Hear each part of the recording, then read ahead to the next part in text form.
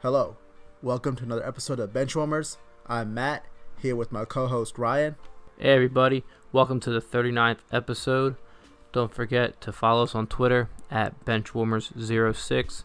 Subscribe to our podcast on Google Play Music, Apple Podcast, SoundCloud, Stitcher, and YouTube.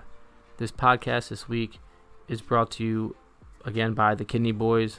Their third song that is being released this Friday, Positive Thinking, is going to be on Spotify, Apple Music, iTunes, and Amazon Music. So don't forget to check that out. Again, that's the beat that you hear in the background. The last week and currently this week and moving forward is by the Kidney Boys. You can get that on Spotify, Apple Music, iTunes, and Amazon Music. On today's episode, we'll be talking about the MLB Playoffs, NFL Week 6 recap, and major games in the NCAA. And we'll also be talking about games of the week for this week in both the NFL, NCAA, and the NBA. And we'll be finishing off with a topic or section that both Ryan and I really are not that good at.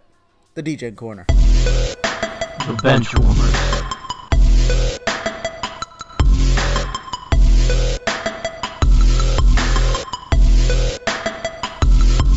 All right, so let's talk about Major League Baseball and the playoffs that is currently going on. Hold up. Already interrupted me this early. Damn. Okay, what you got for me? So Ryan, as the NBA season has just begun, and our Philadelphia 76ers have already finished their first game of the season, we started out 0-1.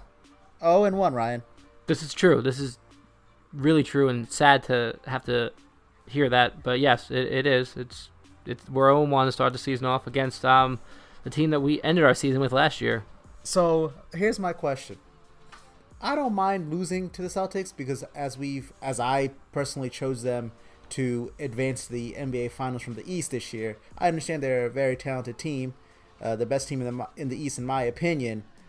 They have a lot of depth, they have a lot of weapons, and I get all that. But losing by 20, that's I don't know what to say, Ryan. I'm actually truly disappointed. This is the way we came out in our first game.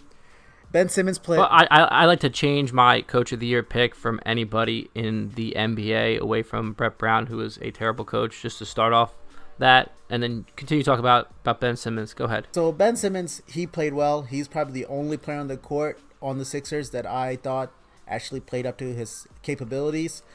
He almost pulled off a triple-double. He did what he can.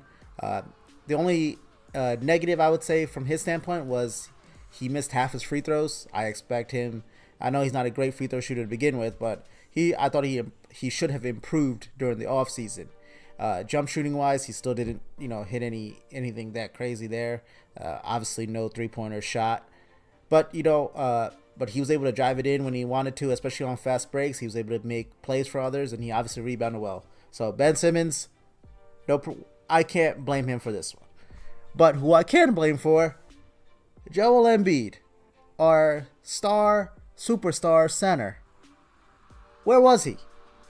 I know he had over 20 points and 10 rebounds. He was turning the ball over. That's where he was. Yeah. He was handing the ball to Boston all game. I don't understand.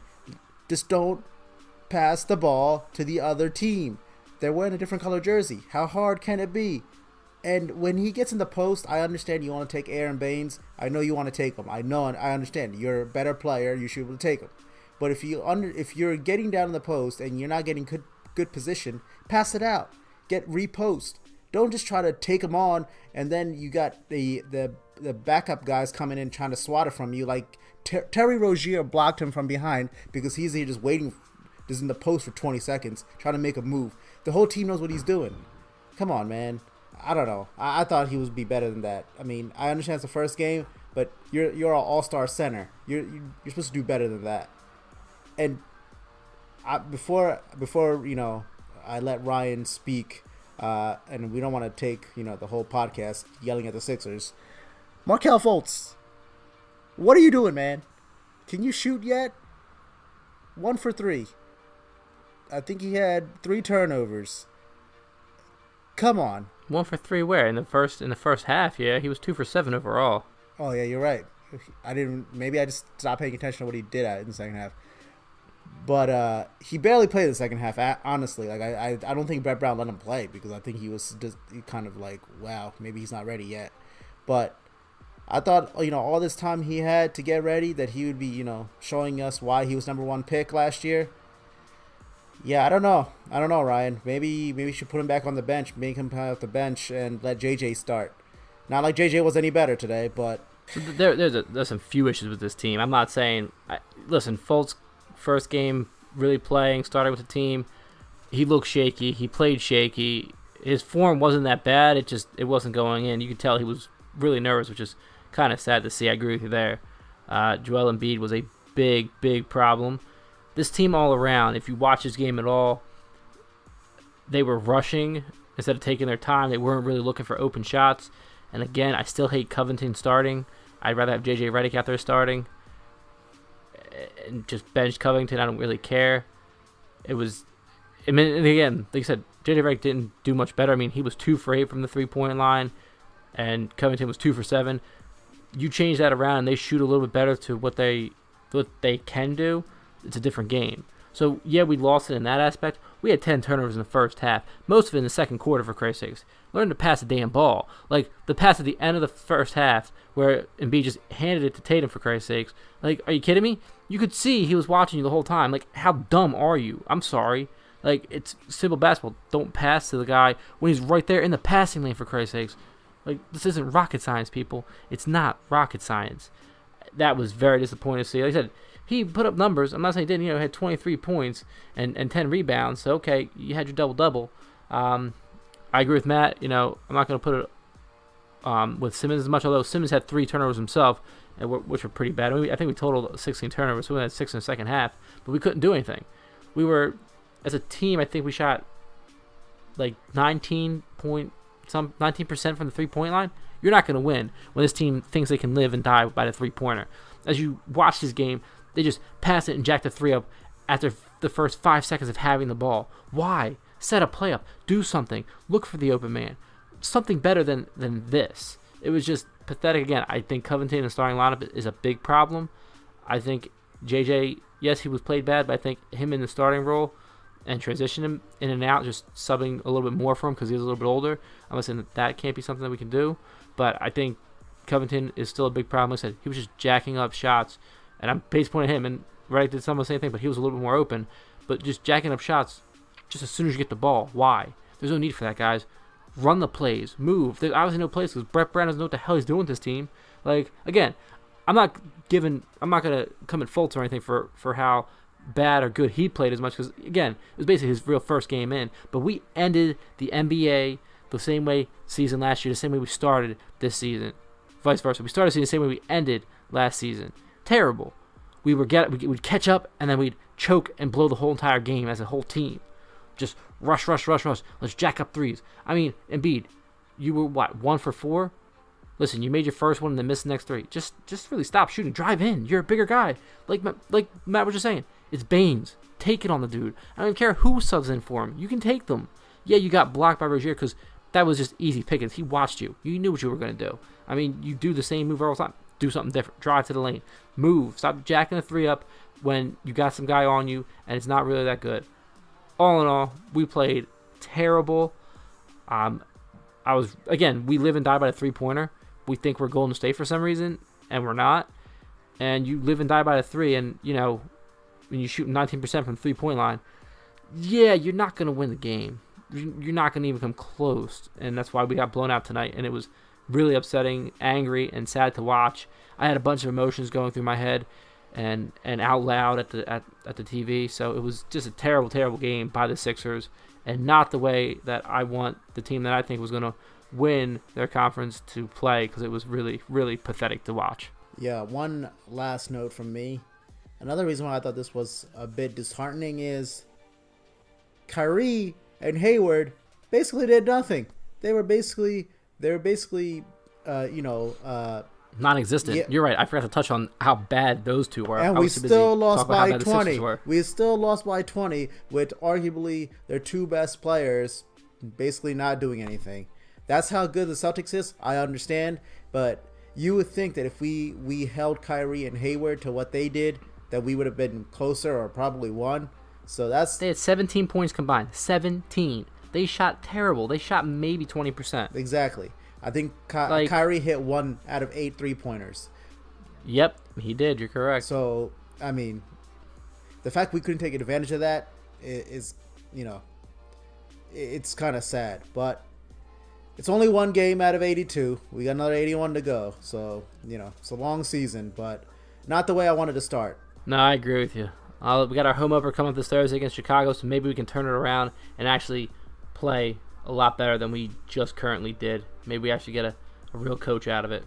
I don't know. We'll see. Well, if we lose that game on Thursday, next week's podcast is going to be even more angrier. Yeah, I should change my picks all the way around. Sorry, but it's turning out to look really bad. Well, sorry to interrupt you, Ryan. Please continue with the baseball. That's okay. Let's get into some baseball with some, my one news is I don't really care because my team's already out on this side, and I'm talking about Houston and Boston. Boston just went up 2-1 today after destroying Houston 8-2. That was just kind of crazy that they went and destroyed a team in likes of Houston, who actually is a really good team. So the fact that they beat him pretty solidly was kind of like, oh wow. But currently, the LA Dodgers and Milwaukee are tied at the top of the sixth, 1-1, and Milwaukee holds the lead 2-1 in this series as well going into this one. So it's a good series. Both these are great series to watch. Both teams are playing really well. Minus earlier today's game with Boston destroying Houston, which again still shocking to me. I guess Boston wants to play when they want to play and then stop playing when they don't. But I mean, for the most part, I think these have been pretty good series. What do you think on this one, Matt?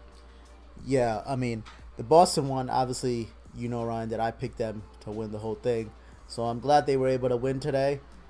I'm pretty sure today's game was in Houston, correct? Let me just double check that. I'm pretty sure it was. Yes, it was in Houston. So that's kind of why I'll take that. I'll take that win to make that Boston kind of switch back home field to their advantage after Houston won that one game in Boston. But as we know, Boston's offense is great. Basically, there's not a single batter on that offensive unit that one would not be afraid of. The only question really is their pitching, or starting pitching, I should say. But it looks like today they were able to, do just fine. What is it you said? They only let up 2 runs. So yep, just 2 runs. So I mean, hey, if they're able to do that consistently, they should be able to do well. But as we know, the Astros are also very talented. So I mean, as we mentioned last week, we would not be surprised if this went 7 at all, because that's how great these two teams are. Whereas the other series, LA basically needs to win today's game. Otherwise, they're going to go down 3-1. And you don't want to be down 3-1 against Milwaukee. So, I mean, what did you say the current score is? 1-1 right now? It's 1-1, top of the middle of the sixth right now. So yeah. So I mean, with that being said, LA needs to pull this off. Otherwise, by next week's podcast, we'll be talking about Milwaukee going to the World Series. Hey, I picked Milwaukee, so I'll take it. All right, Ryan. Let's get into the recaps. So, the one big game in the NCAA that I would like to talk about is number 2 Georgia being stunned by LSU. I'm pretty sure I picked LSU in the D-Gen, didn't I? I don't remember. I thought you did. Yeah, you did, and you got that win. Stunned is an understatement. Destroyed, massacred. I could think of a few other matches to put to this. I mean, 36-16. Yeah, I mean 36-16, and you're number 2. You were number 2 going into this, where LSU was at 13. Are you kidding me? But I mean, yes, I understand they were number 2, and I believe in our NCAA preview podcast, we did say that Georgia is one of those teams that we could definitely see going to the playoff because they are that talented. But let's not forget this SEC is, they are one of the best, if not the best football conference for a reason. There's a lot of tough teams in there, and you're bound to slip up unless you're Alabama, which they keep murdering people. Let's just not forget that Alabama keeps murdering people. I say this every week. Oh no, I agree with you. They do, but I mean, come on now. Like, yeah, there's good teams, but you expect it to be a close game, something. I mean, 36-16, really? 20 points. 20 points. I mean, it's like the Sixers. It's kind of like the Sixers. I'll say it's definitely the Sixers. They suck. I was blown away by how much they lost by. I mean, I expected it to be somewhat close, but to get destroyed. I mean, I'm pretty sure the spread, I think it was only a +3, I think, when you picked LSU. And they covered that and then some. Yeah, I mean, LSU, obviously I thought they were going to cover the spread. Did I think they were going to win outright? No, probably not. Did I think they were going to win outright by 20? No chance. So, props to LSU for pulling off this big win for them. They should be able to hopefully get them, going the right direction.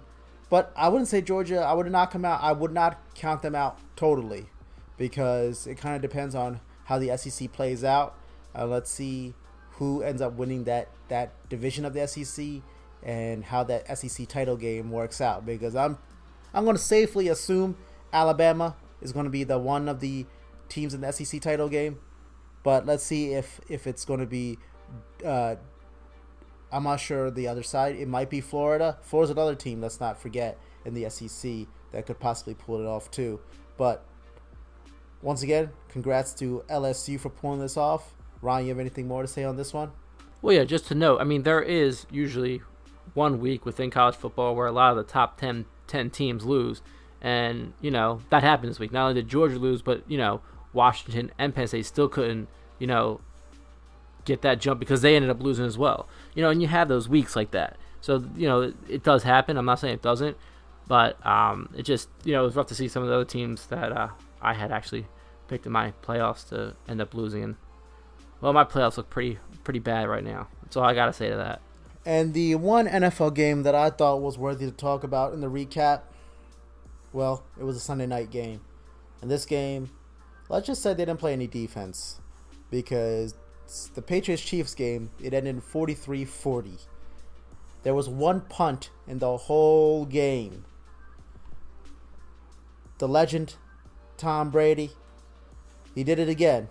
He was able to muster up a final drive to get them a field goal to win the game.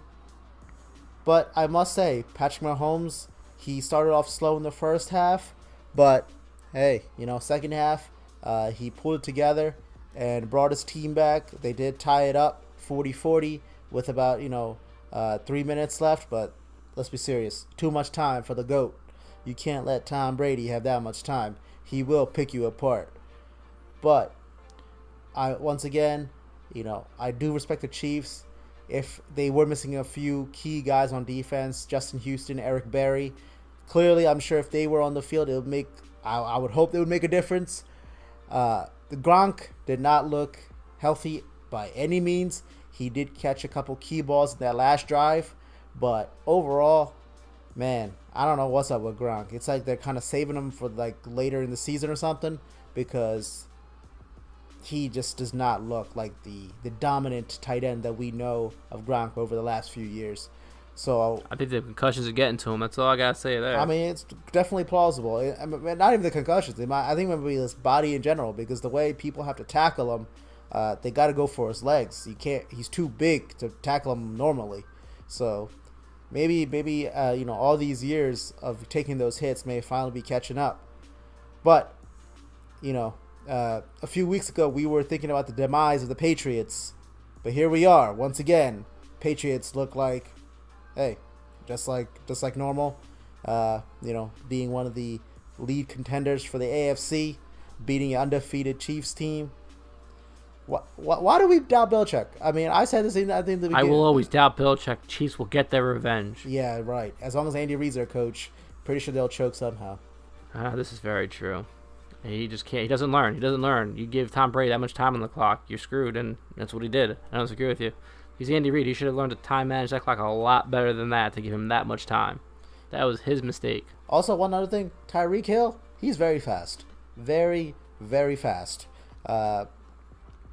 I believe he had 3 touchdowns solely because you can't tackle the dude, because once he gets a head start, you ain't going to catch up. And the Patriots learned that because I think the one play, the safety, he looked like he had a chance to tackle him because the way he basically set up the tackle. But nope, too fast. Burnt him. Game over. Well, at least that play was game over. But, hey, Mahomes, Tyreek Hill, we talked this for a few weeks now.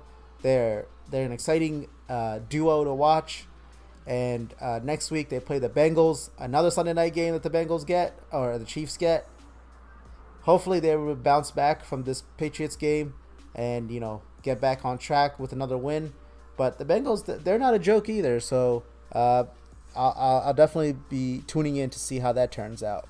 Oh, no, I agree. I mean, the Chiefs could possibly go on a losing streak here. Kind of what happened last year, if I remember correctly. They were winning, and ended up losing, so many in a row, which hurt them. But they actually have a solid quarterback this time. And like you said, Hill and Mahomes, that connection right there is just insane because of how fast he is and how far he can throw the ball. So it's a great connection there, a great matchup. So it's not an easy game. I don't disagree with you, but I think the Chiefs can definitely pull that one out. Belichick, Brady, I blame Andy Reid for this. This is all Andy Reid's fault. Like I said, when we just go back and forth, he knows. Even if Mahomes, isn't, thinking about it, Andy Reid should know, listen, let's slow it down. Let's run the clock down. Let's take our time with this. You can get the ball to Hill anytime you need to because he's going to burn anybody on that defense.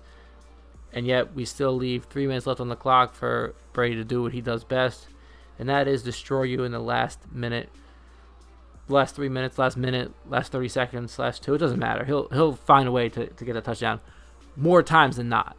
There are times he doesn't. We've seen it. But, he didn't this time, and he turned around and said, nope, I've got you on this one, and turned around and beat the Chiefs. It was a great game. It was an exciting game. No defense, like Matt said earlier. It was great to watch back and forth. I will still doubt Bill Belichick as much as I can. I will doubt the Patriots. I will find a way for them to. I will talk about them losing sometime again every week I could possibly do it. But this was probably the toughest test they had coming up, and they showed up for the challenge and knocked the Chiefs their first loss. So they got probably a pretty easy road after this.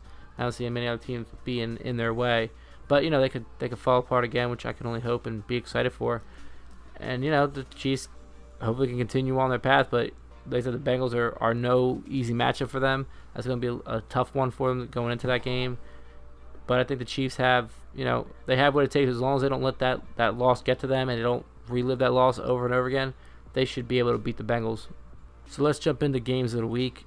One game that I thought was worth mentioning is coming from the NCAA football. We're talking about number 6 Michigan going up against number 24 Michigan State.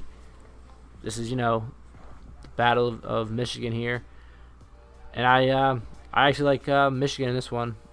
It's they've got to win. This is a must win for them to keep their hopes on the prize of getting into that top 4 spot, hoping that one of the other 5 teams in front of them end up losing this weekend.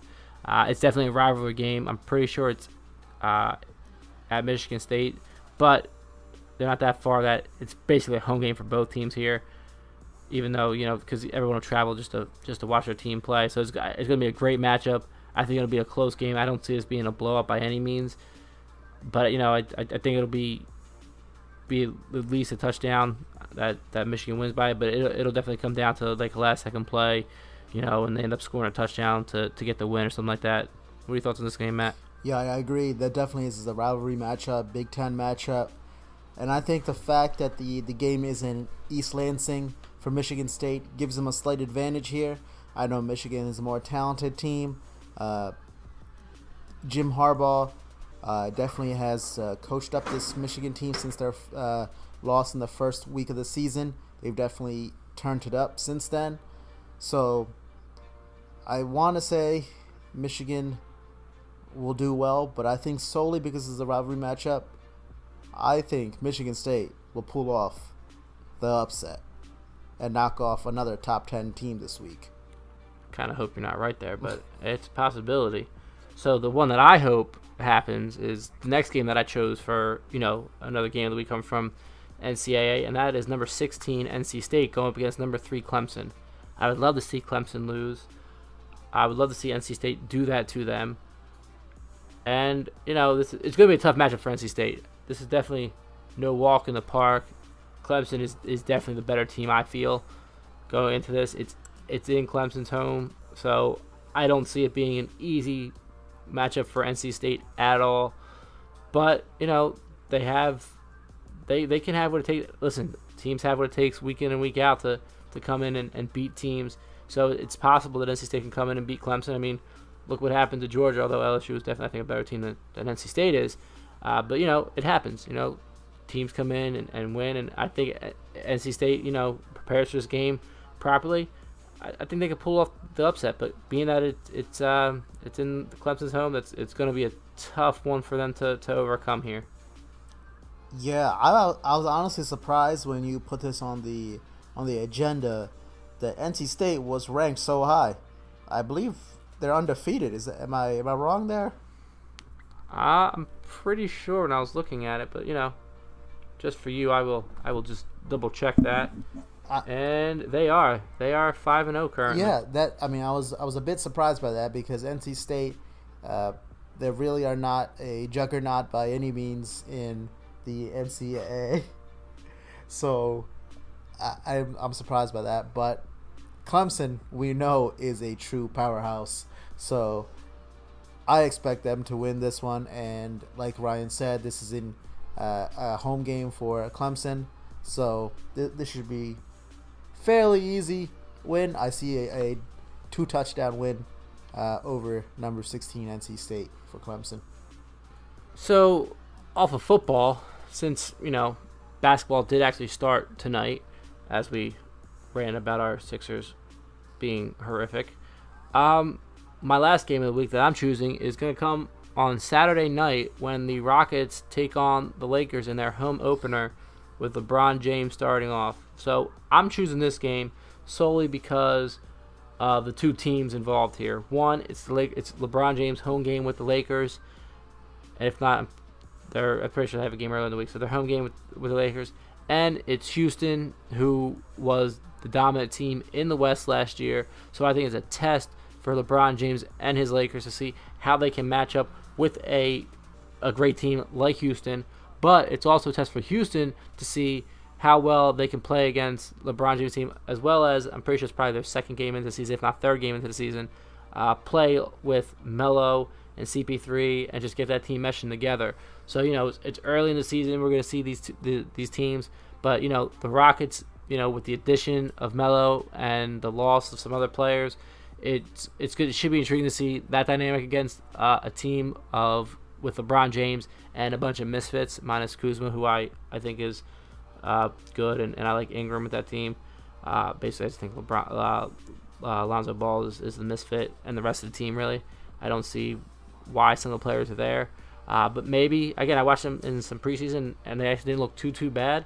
So, this is LeBron's game here to, at least early in the season, prove that he can compete in the West and that he can bring a team into the playoffs in the West, and he can guide this team, a very young team with some odd veterans that were added in the offseason. That, being at the Lakers home opener, I think LeBron's going to play all out for this one and play out for the city. And I think he'll end up coming out with the win and beating Houston with the new look Houston Rockets. Yeah, this will be I believe the Lakers' second game, because in the first game on Thursday they play the Blazers, which would be the first game LeBron plays on the Lakers. I guess that will show us a first-hand look on how he meshes with his new teammates. But Saturday, I would say, is definitely a true litmus test on how he plays against a tough team like the Rockets. Because even though the Blazers are a good team, or a playoff caliber team, they definitely have some weaknesses, as we saw last year in the playoffs when they got destroyed by the Pelicans. But the Rockets, basically was a one CP3 injury away from going to the finals. So this will definitely be a true test for LeBron. And, like Ryan mentioned, we'll see how the young guys on the Lakers, Lonzo, Kuzma, Ingram, and the old guys like Rondo, Stevenson, JaVale, kind of all. Let's see how that all plays out and works out for them, because as we know, LeBron's gonna have to do the heavy lifting here because he's the only one really with the great experience and the one who has the true talent compared to these other guys. And the Rockets are going to key in on him because they know he is that great of a player, or all-time great. So I want to say the Rockets should win this game because they are a what you call a better team. I understand Carmelo is not the defensive player that the guys that they lost, but I think Harden and CP3 will be able to beat this Lakers team because of the fact that they're just coming together now. This is the Degen Corner. All right, now to our favorite topic, Ryan. Degen Corner. We're not doing so great here. I'm 8-7 and you're 7-8.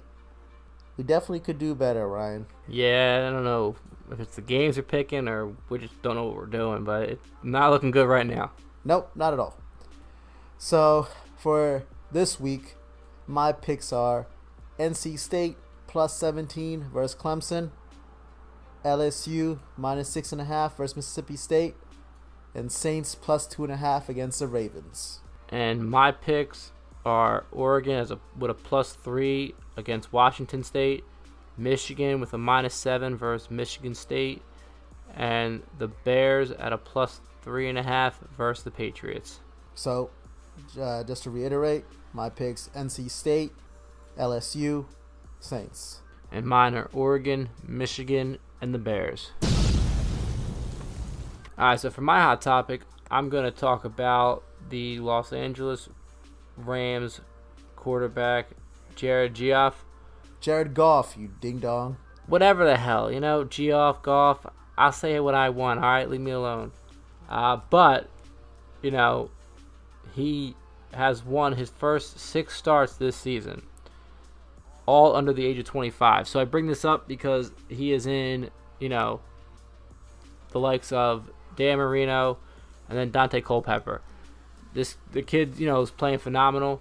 Dan Marino did it in 1984 and Culpepper did it in 2000. The only 2 quarterbacks in the Super Bowl era to win their first 6 games of the season while under the age of 25.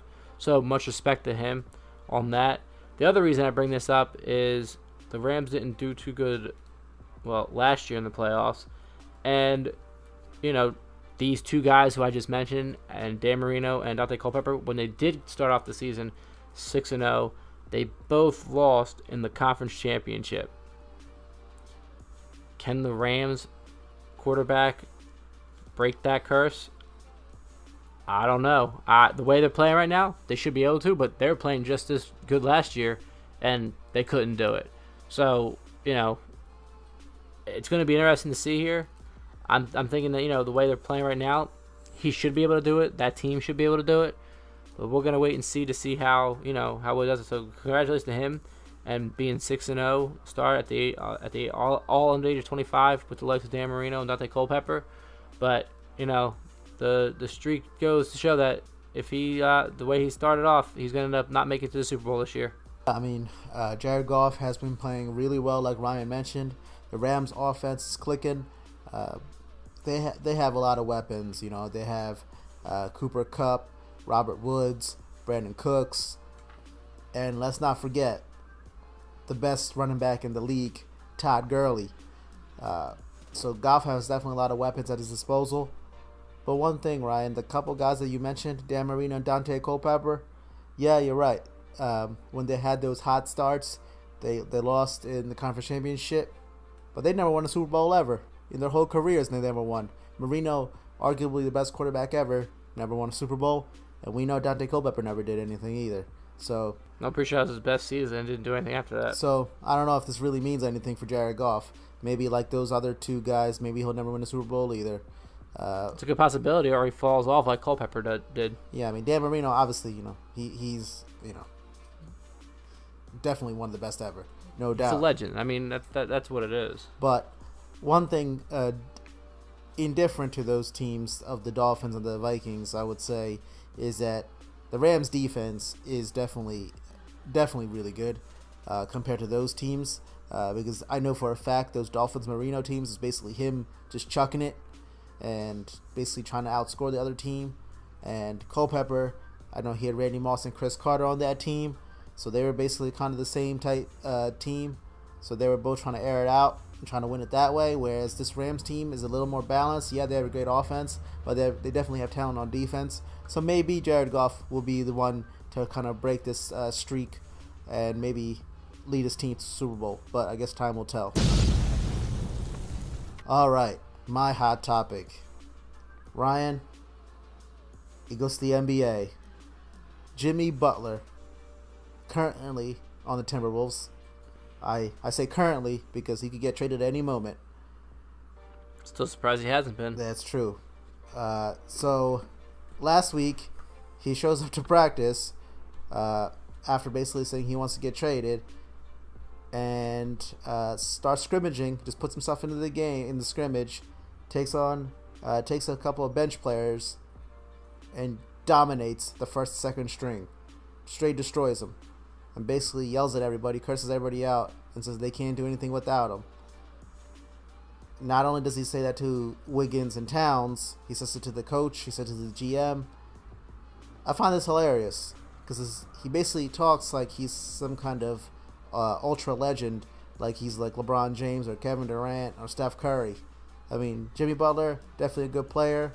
You know, one could say he's a all-star caliber player, but he talks and acts like he's won championships before, which he hasn't. He hasn't even seen the NBA Finals. Pretty sure he hasn't even went to a conference championship. Yet, he acts like he's big time. I mean, the way he plays is respectable. He plays hard. He plays offense and defense with the same passion. So I respect him that way. And I understand that why he would get frustrated with guys like Towns and Wiggins, who are very talented, but they don't put the full game together. They have offensive talent, but they don't play defense really at all. And it's once Butler got on the Timberwolves team that they went to the playoffs, and they were basically the 3 seed before he got hurt, and then he got hurt, and they kind of fell down to that basically almost didn't make the playoffs, but were able to make that 8 seed. So, yeah, my hot topic is I found it hilarious that Jimmy Butler would basically throw a fit in practice, but I understand he wants to get traded. And hopefully the Timberwolves were able to pull off a trade soon before he kills his whole team. So, I like what he did just because I think it's hilarious. It can hurt him because what team wants to pick up a prima donna like that? That's where my issue falls into play here. I think it's funny as hell. You know, he just put a bunch of scrubs off the thing and then just decided to destroy the first and second string. That's great. You know, he's a good player, but again, what team's going to want a prima donna like that? Who's going to argue and all that? Yeah, I get it. You know, the guys who should be stars. You know, the big 3 in Minnesota. Well, it was really just Butler because the other 2 didn't play an ounce of defense. And that's where the problem lies, and that's where he gets angry about it. You know, he won a trade, he asked for a trade, and they're not giving the trade. So I get it. He's like, you know what? Screw you guys. I'm going to go in and I'm going to do me, and this is what I'm going to do. If you don't like it, basically get rid of me. Let's go. Again, the only problem I have with it is that it could hurt, you know, possibly any trade value because no one wants that. But with Maggie, it's just hysterical. Like, he just went in and just cursed out every single person on the team. I thought that was quite funny in its own right. Well, that's all we have for this week's episode of the Benchwarmers. You could follow us on Twitter at Benchwarmers06. Subscribe to our podcast on Google Play, Apple Podcasts, SoundCloud, Stitcher, and YouTube. Thanks for listening. See you guys next week. The Benchwarmers.